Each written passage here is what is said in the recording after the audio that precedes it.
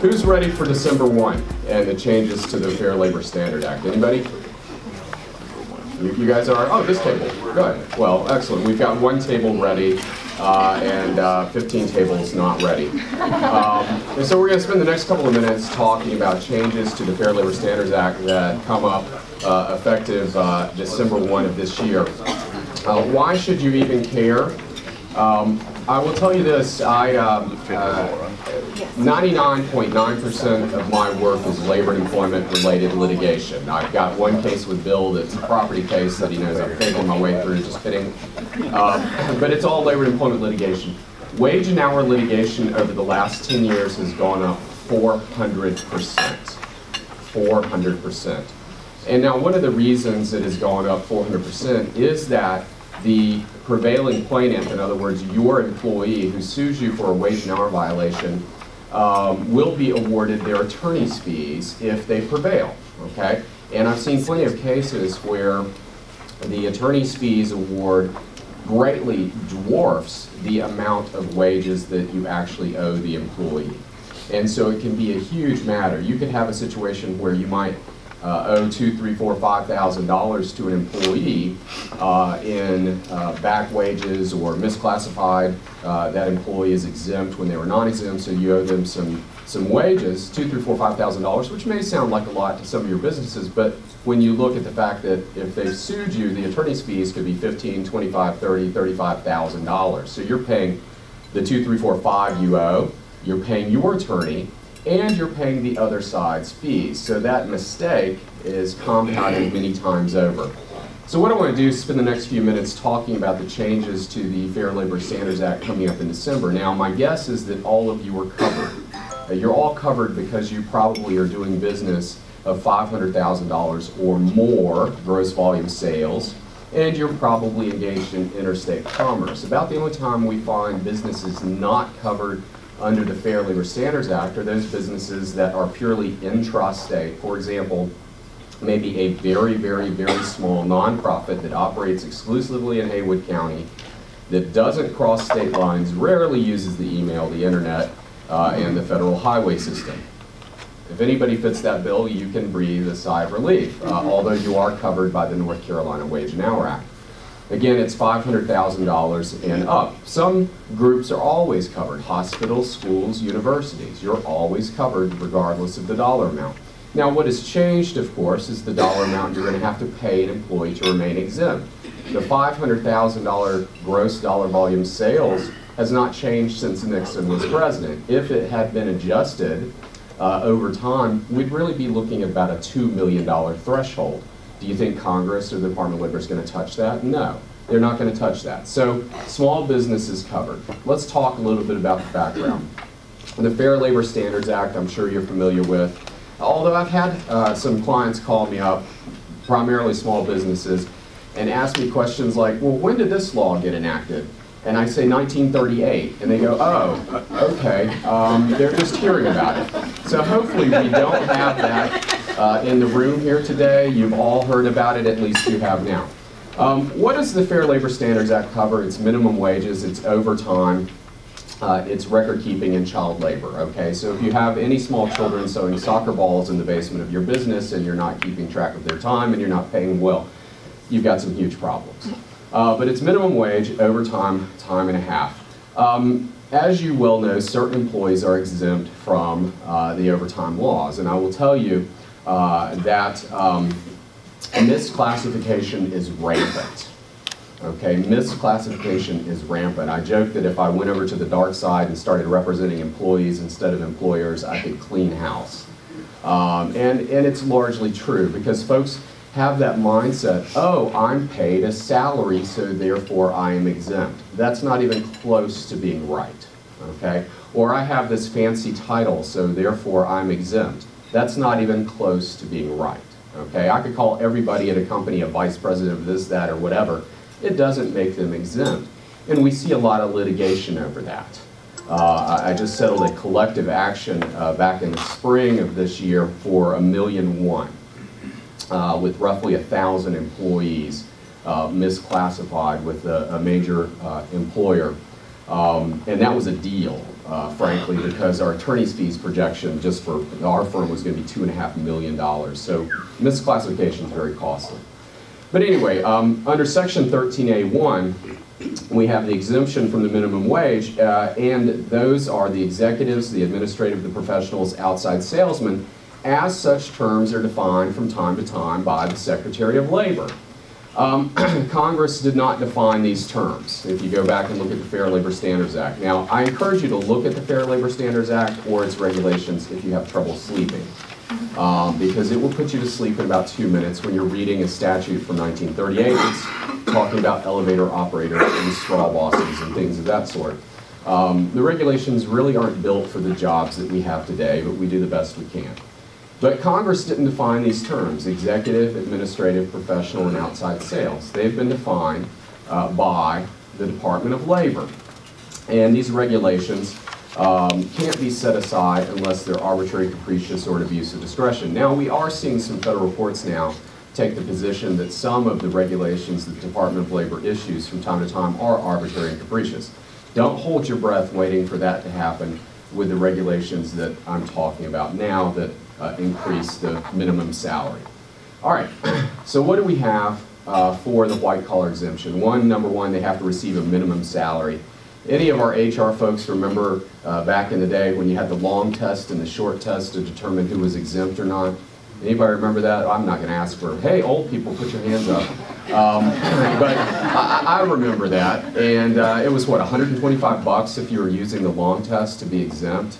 And that wasn't that long ago. But you have to have a minimum salary, and they must be paid on a salary basis. That's where a lot of employers get into trouble with the exemption, because it's a guaranteed salary not subject to reduction based on hours or quantity of work. And I see this happen all the time where, oh, you know, you didn't do this, you didn't do that, so we're going to dock your pay. You dock the pay of an employee who's actually exempt, you destroy the exemption for that payroll period. And that can be a huge problem, because if you destroy the exemption for that payroll period, what happens? You might owe them overtime. Okay, so huge problem. Don't go docking salary. And again, they have to meet certain tests regarding their job duties to be exempt. Now, what happened back in 14 was President Obama said, yeah, it's time to modernize the regulations. We have to increase the wages paid to exempt employees. And if you remember back, gosh, it was John Edwards was running for president. What year was that? Help me out here. Well, whatever. When he was back getting haircuts on the tarmac and things of that sort, they were talking about, and they did in fact raise the regulations again. They went up from 125 and 250 a week to our present threshold. Everybody thought the world was going to end. But it's a little different now, because the jump that we're seeing to remain exempt is about a 95% increase in the minimum guaranteed salary. That's a huge jump. Now, what happened though is in June of last year, the Department of Labor came out with proposed regulations, and they said the minimum annual salary to be exempt has to increase to $50,440. What's the median salary here in Haywood County? Any idea? In the 30s? Mid-30s. Okay, so we're looking at a situation where here in Haywood County, it's the same in Henderson. You're looking at mid-30s is your median here, and here we're looking at 54.40 at least last June. And then the highly compensated employee had to be jumped up to $122,000. Now the highly compensated employee is a creature that's been around for about 16 years. I've never met one of these people. Supposedly they do exist according to the regulations, but that's an individual who maybe doesn't meet all the duties test. For example, an executive, to be an executive exempt, you have to supervise 2 or more FTE, 2 or more full-time employees, in whatever combination. You could have, you know, 8 part-timers or whatever, but you have to have 2 or more full-time employees and be paid the guaranteed salary, and your primary duty has to be supervision, management. Well, maybe this highly compensated employee might supervise 1 person but handle a major aspect of your business. Well, they might not fall into the perfect fit with the exemptions, but they make enough money, the Department of Labor says, you know, they're going to be exempt from overtime. And what the Department of Labor said back in June is that both of these numbers, 5440 and 122, are going to be indexed to the cost of living. So they're automatically going to rise, and therefore your pay of that employee automatically has to rise as well for that employee to continue to be exempt. Well, the way the regulation process works is once they propose a regulation, there's a 60-day comment period. And during that 60-day comment period, DOL received about 300,000 comments. My guess would be 297,000 comments saying, whoa, wait a minute, 3,000 comments saying, give me a raise. Actually, there was a push in Congress to continue the comment period, to make it longer, because more and more businesses, trade associations, and others wanted to comment, particularly small business, on the effect of the proposed raise in the exemption. And DOL said, nope, we're not going to do it. Back in March, they sent the final rule to the White House and the Office of Management and Budget, and it was published May 18th, 2016. Don't go printing it out. It's 275 or so pages, okay? The final rule itself is relatively small, but the build-up, all the comments, all the discussion, all the background, all the history makes it huge. All right, so let's talk about the final rule. And somebody keep track of time for me. Just wave at me at the 5-minute mark, because I could talk for hours on this. We did see some changes to the final rule, okay? And the changes, the Department of Labor said, well, let's cut everybody a little bit of a break, and let's not go above $50,000. Let's just make the minimum salary that someone has to make to be exempt $47,476 for a full-time employee, or $913 a week. So I'm not going to ask for a show of hands, but think about it. Your exempt staff now, your exempt employees, are they currently making $913 a week? If they're not, we've got to think, okay, what are you doing come December 1 with that particular employee, and we'll talk about it. The highly compensated employee, they actually went up on. They said, no, it's not going to be $122,000 a year. It's going to be $134,000 plus a year. I don't know why they stuck 4 on there. It should have, I would have said $134,000, $4. And then they're going to update the salary and compensation levels every 3 years. So these folks at $47,400 and $134,000 to remain exempt in the year 2020, they're getting an automatic raise, okay? And if you don't automatically kick that in your business, now the law doesn't say you have to give them a raise. What it says is the floor to be exempt is going to go up in 2020 based on indexing that the Department of Labor will issue to us. And they amended the salary basis test to allow us to use non-discretionary bonuses to make up 10% or so of the new standard level. The key, though, is there are no changes to the duties test. This whole change was about money. It's just about money, not duties. There was some fear out there based on some of the questions the Department of Labor was asking that the Department of Labor would change the duties test for our executive, for our professional, for our administrative, and for our outside sales employees. And there was a lot of fear going on that the change would actually follow kind of the California rule. And California is the tail that wags the dog in employment law. When my California clients, or when my North Carolina clients call me with California issues, I tell them what North Carolina law is and say, now do the opposite. And that usually works out that way. Just kidding, I send them to our LA office. But the bottom line is in California, they look at the percentage of time that people are engaging in exempt activities, and they really look at that closely. And if the California rule had gone into place, we would have even more employees be non-exempt that historically for years and years and years you've considered to be exempt from the overtime law. So no duties test change. I will tell you this, depending on the outcome of the election, the duties test is going to change, okay? It will probably change in the next year or two, but it is not changing at present. So what do we have? Well, presently, to be exempt under the Fair Labor Standards Act, again, exempt from overtime, you have to make $455 a week, which comes out to $23,660. I think probably anybody would agree that that should go up, because $23,660 to be exempt is fairly low dollars, all right? But I don't know that any of us would necessarily agree that it needs to virtually double to $913 a week, but it is down from the Department of Labor's $5440. Again, highly compensated employees is up from $100,000 to $134,000 effective December 1. I have gotten several calls from nonprofits going, oh my gosh, we're a small nonprofit. I am the highly compensated employee as the executive director. My board is flipping out. Do they have to raise my salary to $134,000? And I said, well, I hope they have the funds to do that, but it's not going to happen, because as running the nonprofit, as the chief executive for the nonprofit, you are an exempt executive. Okay, and so, sorry Steve, it's just not going to happen out there. All right, again, the salary levels have been included since 1938.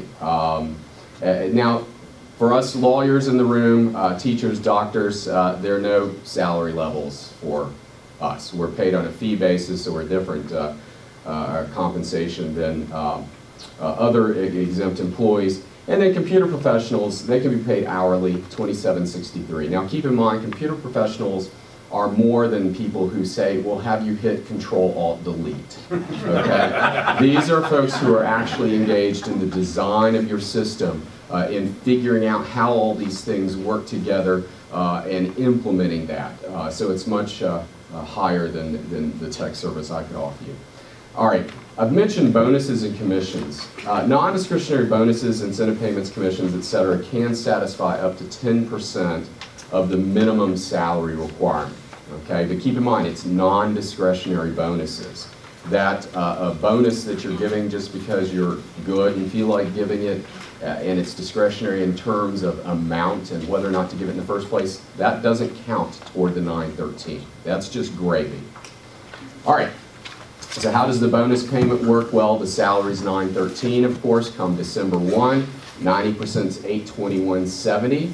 And at the end of the quarter, we must have a situation where it equals or exceeds a quarter of it. And if you didn't, you've got to make it up the next pay period. Okay, so I don't know that I would get involved in this. Now keep in mind that average increases are going to happen. Automatic increases are going to happen. The Department of Labor every 3 years is going to publish a number based on their analysis here that indicates what the average, or excuse me, what the minimum salary is going to be to maintain the exempt status. Okay, so when you're really thinking about what you're going to do effective December 1, you're not only thinking about December 1 of this year, you're thinking about January 1 of 2020 to a certain extent. And what they're looking at, the methodology that was used, is looking at 40% of the level in the lowest wage census region, and then 90% of the national salary earnings for the highly compensated employees. They're going to look at that number, they're going to issue the percentage sometime in the fall of 2019 for you to look at implementing in 2020. Okay? Yes, sir? I'm just curious, if you don't increase the salary level and the person who is exempt is now no longer exempt, now you have to implement a timekeeping system, because in order to understand how much the overtime is, you have to keep track of the hours being worked. You're absolutely right. So that's a huge infrastructure change as well. Yeah, and I'm going to talk about that piece, because that's where the problems are really going to arise. If you didn't hear the question, now come December 1, if you don't raise your exempt employees up to the 913 level, they are now non-exempt, even though they're doing duties that are considered exempt. They're non-exempt because they're not paid enough. So how do you deal with that? And you are going to have to track their time, otherwise you're going to have a record-keeping violation and potentially an overtime violation. So yeah, hold that thought, we're going to talk about that. Again, December 1, 2016, mark that date on your calendar, because this table gets a gold star. They're the only ones that are prepared. The rest of you, maybe I will take names and come after you because I do have 3 children, 2 of them are in college, and one is a 2-year-old, and there's no telling what tuition is going to be in 2032. So anyway, let's talk about preparing for implementation. Number 1, if you haven't done this already, do it. Go back and look at your staff. What are they being paid? Who is exempt and who is currently below 47,476? Okay? The next thing you need to do is decide, well, do I want to reclassify that person as non-exempt? And that's perfectly fine to do. You can reclassify that individual as non-exempt. Or you're going to figure out, well, are they close enough to 47,476 that I can give them a raise and bump them above that threshold and keep them as exempt? You know, are they within $500, $1,000, $1,200, whatever your budget is, that's your call. But also keep in mind that come 2020, you're going to bump them again to keep them exempt based on whatever the Department of Labor tells you the number is. And then we have to decide, okay, if they're going to be non-exempt, if I'm going to stay at the number below 47, they're going to be non-exempt, how do I compensate them for overtime? So again, your first question, raise salary or reclassify. All right, that's your call. But if we reclassify, how do you want to pay your employees? Do you want to switch over to an hourly basis, or do you want to keep them at a salary? And that's your call. You can be non-exempt and make a salary. That's perfectly fine to do, but you've got to consider how you handle the overtime. Now, a lot of folks are switching over and they're taking their employees who are presently exempt but are not making enough money, and they're just going to pay them by the hour and track time. That's perfectly fine to do. Here's your problem with that. How do you handle it from a personnel relations issue? Because that employee who may have been with you 5, 10, 15, 20 years is going, but I'm a professional. And now you're telling me I'm having to clock time and I'm having to punch out for lunch? I don't want to do this. And then they don't do it. You've got a record-keeping problem, and you have potentially an overtime problem. The other issue I see, particularly in the nonprofit world, is we're all dedicated to our mission. We want to get the job done. We're going to keep working, and we're going to work off the clock. Okay? Yes, I know I've punched out at 5, but I love this place, and I love its mission. I'm going to get this work done. Well, gang, Magic Elves don't do it at night. Okay? It's your employee taking it home and doing it. And so we're going to have off-the-clock work, and the situation is that if you knew or should have known that the employee was working, you have to pay them for that time. Well, it was off the clock. I didn't know. Well, how did you know that the employee was working? Text messages, email messages, computer logins from your remote access. That all starts becoming a time record and can create huge nightmares for you. So what do? Do we classify them? Other things to consider, your impact on benefits, how you're handling vacation, PTO accrual, bonuses, and as I've already mentioned, the employee relations impact. That's going to be huge, the employee relations impact. And I'm already getting pushback from folks. I'm a professional. I shouldn't be paid by the hour. Well, we're all professionals. Whether you're the lowest person in the organization or the chief executive, we're all professionals because we get a paycheck every week, 2 weeks, whatever. Therefore, we are professional. But the Department of Labor is mandating that, you know, you might be a professional, but you are not a professional at the level that the exemption requires. So what do you need to do? One, look at the economic impact. All right, what is it going to cost you to raise up the salary? Again, if they're at 43,160, you've got to raise them 10% and then be prepared to raise them again 3 years later. All right, and you may have raises in between that meet that. And you need to calculate the cost of overtime. Okay, what are they doing? How many hours are they actually working? How many hours are in a work week? I heard somebody say 40. I know we may not have had enough coffee yet to answer this, but there we go, Steve's got it. This table gets a trophy. 7 times 24, there are 168 hours in a work week. Okay, they're not 40 hours in a work week, they're 168 hours in a work week. So you have to think about it. Okay, these employees who are exempt right now but won't be December 1, how many hours are they truly working? Because your business hours may be 8:30 to 5, 9 to 5, whatever they might be, but their work hours might be quite different. Okay, so what's that overtime hit going to be for you for that presently exempt employee who's going to be non-exempt come December, who comes in at 7 and leaves at 6? All right, and think about that. What's that cost going to be? All right, now there is a cost-neutral solution, which I've given you right here, that the Department of Labor has approved. So take that, plug in your numbers, and see if the cost-neutral solution will work for you for your employees who are going to be affected. And I've given you an example here as to how to calculate the cost-neutral solution for an employee who makes $800 a week, works 10 overtime hours. You're actually going to wind up paying them a quarter more per week. This is a perfectly fine way to determine the new hourly rate for your employee if you're going to switch them over. So take this back to your workplace and run the math. Well, what's the overtime rate going to be for your formerly exempt employees? Do you divide the salary by 40, or do you use the fluctuating work week method? Well, that's your call. Some folks are saying, okay, you are now going to work just 35 hours a week. We are going to maintain your salary at whatever level below the threshold, so you're non-exempt, but you're only going to work 35 hours a week. And why are they doing that? Because they're giving themselves a cushion of about 5 hours so they don't have to pay overtime for that employee based on time and a half of their salary. Let's say hypothetically that that employee happens to work 40 hours on that 35-hour a week salary, or 37 hours. Do you owe that employee anything? I'm hoping some of you will know. There are a few lawyers. Maybe you can tell me. No, you don't owe them a thing. Why do you not owe them a thing? Because well, number one, they're under 40, and number two, the only claims under the Fair Labor Standards Act are minimum wage and overtime.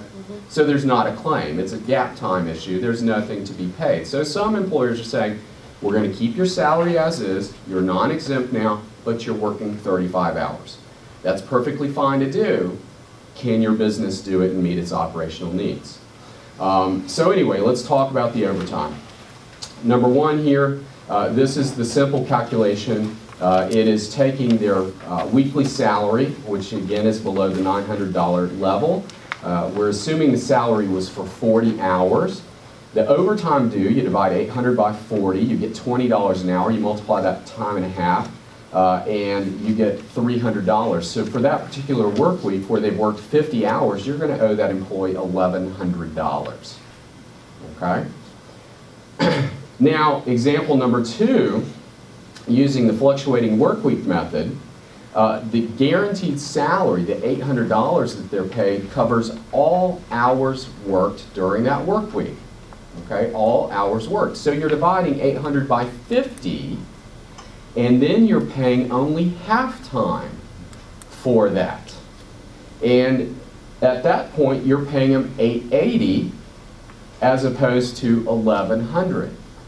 Well, everybody's going, is that legal? Can we do that? Yes, you can do that. You can pay a fixed salary fluctuating work week method.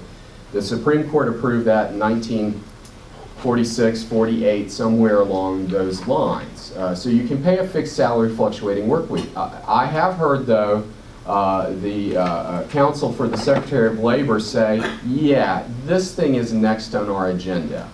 Okay? So just be mindful of the fact that if you decide to pay the fixed salary fluctuating work week method to your formerly exempt employees, just kind of keep your eyes on the radar, because it may be something that is looked at by Department of Labor. Fixed salary fluctuating work week has been outlawed by several states, including Maryland and California. Your pay period is different. You can pay, you know, every 2 weeks, every month. Some things can pay as infrequently as annually. But you have to look at what does the weekly wage shake out to be, the guaranteed weekly wage. Again, it's got to be a situation where there's a clear mutual understanding. Like I said, it doesn't have to be in writing, but best practice is writing. All right. State law compliance we've already talked about. A couple things I want you to do. Number one, go back and review your exempt employees. Who's exempt, who's non-exempt. Maybe loop in whatever attorney you have to look at the exempt status, because I tell you, misclassification is a huge issue right now. Number two, review your job descriptions, your performance evaluations, your training materials. Are you prepared with them for December 1? Frankly, the job descriptions are very important. We need to demonstrate that the employee is really performing exempt duties based on job descriptions. And as a side note, how many of you have employees who drive as part of their job? Yeah? Every table's got somebody with their hand up that have employees. Let me ask you this. Do your job descriptions provide that driving is an essential function of that job? They should, and if they don't, that's the first thing on your to-do list this morning, because there's a case out of Winston-Salem. What do you think the essential function is of a pharmaceutical salesperson? Driving, right? Especially here in Western North Carolina, we don't really Uber it to Murphy, okay? There's a case out of the Fourth Circuit that says driving, if it's an essential function, you better state that it's an essential function, because there's a farmer rep out of Winston-Salem that's losing her vision, and she sued because her company wouldn't take her to the sales visits. And the Fourth Circuit said, driving's not an essential function, selling is the essential function. So if driving is paramount to the job, make sure it's in there. That's an aside. All right, look at your senior managers. Think about time studies for your math. How much overtime are they working if they were to be non-exempt? And then again, conduct your legal analysis to see if that job qualifies for an exemption. The jobs today that we have, gang, are a lot different from the jobs in 1938. And the Department of Labor does not issue opinion letters anymore. You can't write them and say, hey, what do you think about this? Is this an exempt job?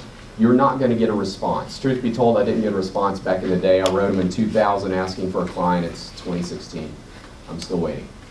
All right, what do you want to do? Let's say, for example, you have employees who are presently exempt who are going to be non-exempt.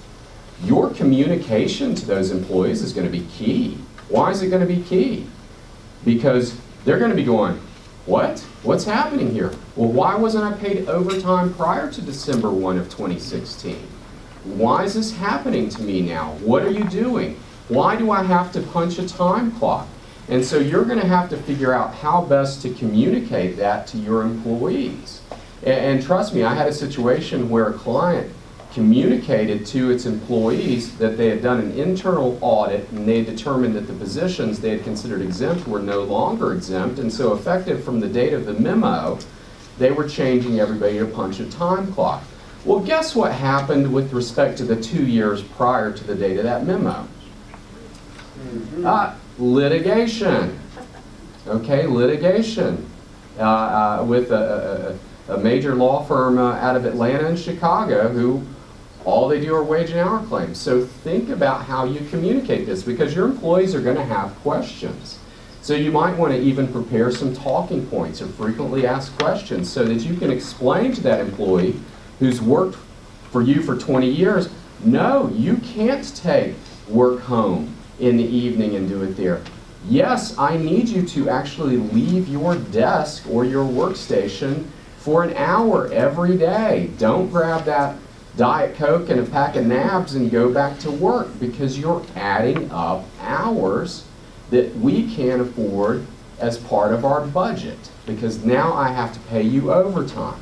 So prepare the talking points. Now, if you're going to make some changes that are going to adversely affect their wages, North Carolina law requires you to communicate that in advance of the change.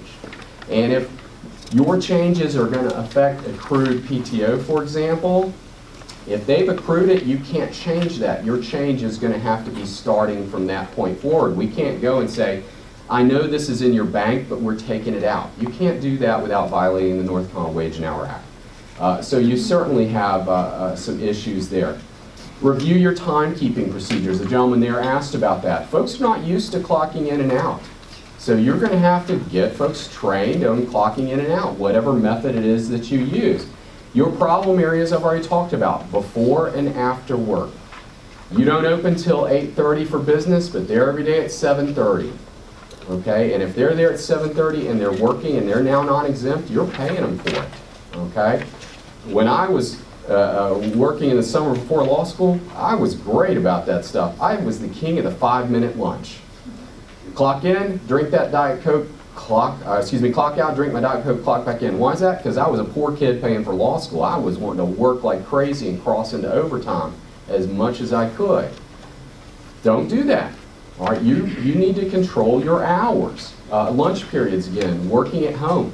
Working at desks, huge problem, okay? Huge problem.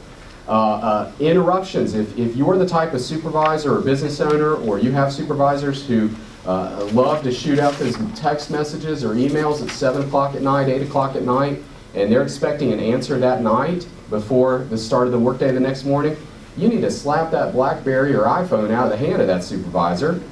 Because why? Because if they're emailing a non-exempt employee or someone who was exempt but come December 1 is non-exempt, and that employee is responding and the response is more than de minimis, like yes, no, that's de minimis, you've got to pay them for that time. So what are some employees doing? They're shutting down the email servers at 6 o'clock. Okay, why is that? They didn't want to create time records. So you're going to have to think about these things. And again, work at home, that's a killer.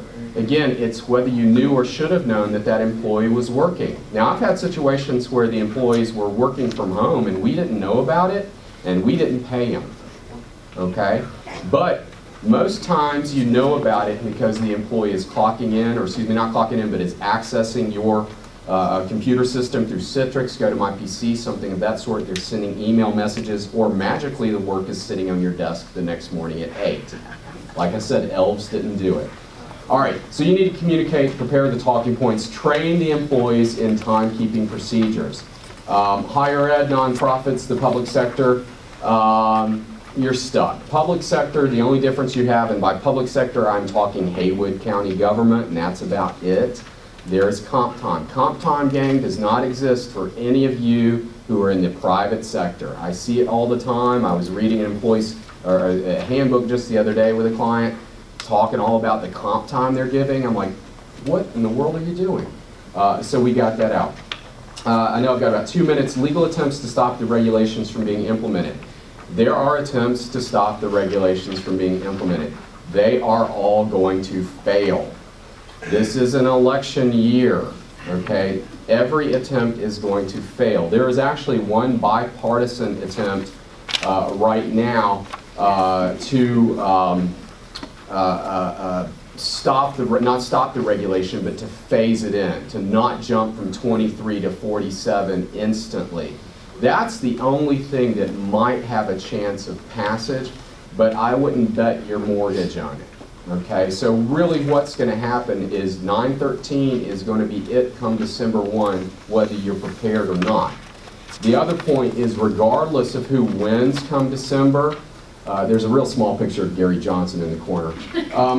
Regardless of who wins in December, or November rather, you're not going to walk back this. Okay, we're not going to have President Trump, President Clinton, the Green Party, whomever, say, oh, 47 is too high, 913 is too high, let's walk it back. That's not going to happen. Once it happens, it happens.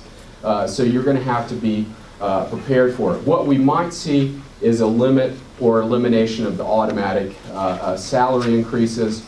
But what we are really hearing from Washington is 913, we're going to get rid of fixed salary fluctuating work week when we can do that. And we're going to tighten up the exemptions even further, the duties test, so that we have less people who are actually exempt, even if they make the 913, because their duties don't match the executive, the outside sales, the professional, or the administrative exemption. So December 1 is coming. It's going to be here sooner than you think. Be prepared, because like I said earlier, if you're not prepared and you have a mistake, that mistake may be a $500 mistake that costs you 10 times that in legal fees. Questions, comments, thoughts?